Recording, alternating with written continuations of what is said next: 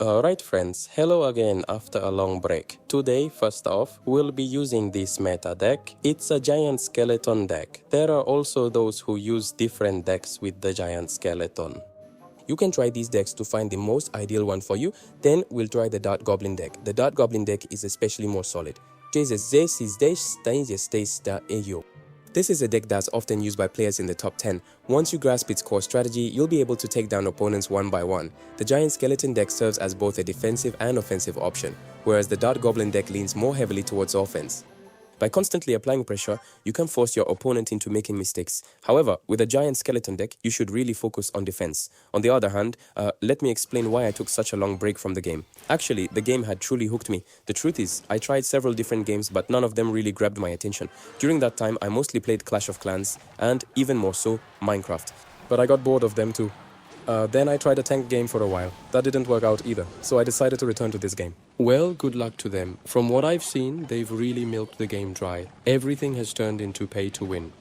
But don't worry your heads. Just like before, I'll give you decks that will quickly get you to very high trophies. If you ask why I'm at a low trophy count, believe me, I've just fully returned to the game. With the new season, I'll start grinding for trophies. I'll reach very good ranks in a short time, but it's not absolutely essential. As I find good decks, I'll upload them to YouTube. To be honest, I'm not an expert on decks, but by playing, I can become an expert in a short time. And that's precisely the fundamental logic of Clash Royale. Mastering it by playing a certain amount of time each day. But as I mentioned, playing just for enjoyment is always better. At home, at work, or in the office whenever you're bored, just give it a try and all your stress will vanish. By the way, never spend money on the game. Getting back to the game, my opponent is playing a deck with an Inferno Dragon, Mega Knight, and Prince. Their elixir cost is 3.9, mine is 3.1. My deck is a much faster deck. This means I can win the game by constantly cycling my Giant Skeleton. That's why I also deployed a Giant Skeleton from the right side using the Mirror spell. I'm pairing the Giant Skeleton with the Clone spell. This allows me to attack multiple different towers simultaneously with 2 skeletons or even 3 of them by utilizing the Mirror. It's already almost impossible for the opponent to respond to this, and we've taken the left tower as well. And the other skeleton is advancing from the right side. Once it reaches the tower, the damage is absolutely unavoidable, because once a single skeleton reaches the tower, it's pretty much game over. There's truly nothing the opponent can do to stop it. It simply won't leave until it has completely taken the tower. It deals damage on its own, and its bomb also inflicts significant explosion damage. It's used for both defense and offense. Let's move on to the next opponent. Knowing what your opponent is using is very important to win.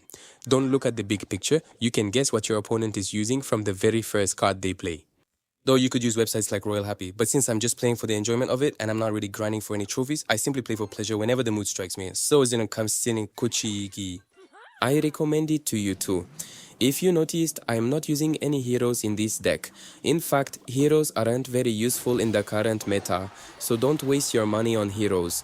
Now, if the meta changes later, I can't predict that. But if you don't aim for trophy pushing, it's unnecessary. The heroes, to be honest, didn't really have the impact we were expecting. Right now, in the current meta, most decks are almost exclusively using Goblin as their hero. It's highly likely that some other heroes will also receive a buff soon. Well, if you're not already grinding for trophies and you're simply playing for the enjoyment of it, then there's absolutely no need to purchase any heroes or open a Royal Pass, and that's precisely what I appreciate most about Clash Royale. I have no specific objective and I feel absolutely no stress. I only open it up and play a game when I'm feeling bored. That's it. I'm not grinding for trophies. I have no specific goal. That's why I can enjoy the game. If you're doing this professionally, then I can't argue with that. But don't forget, there are definitely always better players than you. So don't push yourself too hard. A hero's only advantage can be on the day they are first released, because people don't know how to counter them yet. But then it's a disappointment, meaning it's left to the field. The oven is indispensable for this deck. Like a giant skeleton, it can be utilized for both offensive and defensive purposes. Since it also hits air, its defensive capabilities are more pronounced. Of course, it would have been better if I had deployed the wizard and placed the furnace on the right. I wouldn't have missed the lumberjack. Thank God I threw the bats at the balloon, so the main tower didn't take much more damage, as you can clearly see.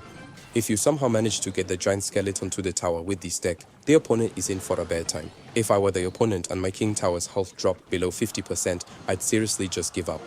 But sometimes opponents get overly competitive. Things like getting too competitive or getting tilted are your biggest enemies in this game. If you lose after you've caught a winning streak, you must also know when to stop. Otherwise, too much zeal can be self-destructive. We are slowly approaching the very end of the match now. The opponent is still trying to defend, but it's all in vain, because we are a direct counter to this opponent. In the current meta, I'd give this deck an 8 out of 10. If the meta changes tomorrow, my rating will probably change as well, but for now, it stands. By the way, this is a defensive deck. You need to play it accordingly. More precisely, you need to focus on defense first. As you defend, the cards you use for defense will automatically transition into offense. You can also make a few adjustments to the deck. You can look at the meta to see which decks are being played with the giant skeleton. You can choose the one that best suits your personal playstyle. Now let's move on to our other, more potent and effective Dart Goblin, Skeleton Barrel, and Bandit attack deck. With this deck, you need to constantly apply pressure and harass your opponent. This way, your opponent will inevitably make mistakes. We need to attack from both the left and the right. That's why I deployed the Suspicious Bush on the right and the Skeleton Barrel on the left. I'm using Goblins as my hero in this deck, but it's not strictly necessary. You can certainly use something else instead. Since I've sent the Ghosts and Goblins from the right, I'm also deploying the Dart Goblin from the left. This way the opponent can't respond effectively and takes significant damage. This is essentially all you need to do with this particular deck. You'll be launching attacks from every direction. However, if you come across a counter deck, you could be defeated. For instance, decks featuring old witches or those focused on towers would serve as counters to this particular deck. However, in Clash Royale, there isn't a single deck that doesn't have a counter. What's truly important in this game is to engage in a lot of practice. No matter how ridiculous your deck might seem, by practicing extensively, you can even defeat decks that are considered direct counters. Your opponent still hasn't given up the game. Well done to you. Even if you lose, never give up the game. For the more you play, the more experience you will gain. This isn't a game where you can gain experience quickly. You need to be dedicated to the game and play for many years. As I said, if you're not playing professionally, there's absolutely no need for any of this. You can play this game whenever you get bored. The opponent was coming from the right, so my first move was to defend that side. It became clear to me that Ghost and Vagabonds wouldn't be enough. This time I deployed the 3 Elixir Rapid Fire Dart Goblin from the right. Then, to open up the game, I threw a Skeleton Barrel from the left. The opponent still didn't give up the match. Kudos to them, I really admire that. To progress in the game, or in other words, to grind for trophies, let me give you a few tactics. Play until you hit a losing streak. If you win 5 matches, then lose the 6th, take a short break. That means the game is giving you a clear signal. If it becomes necessary, then change the deck.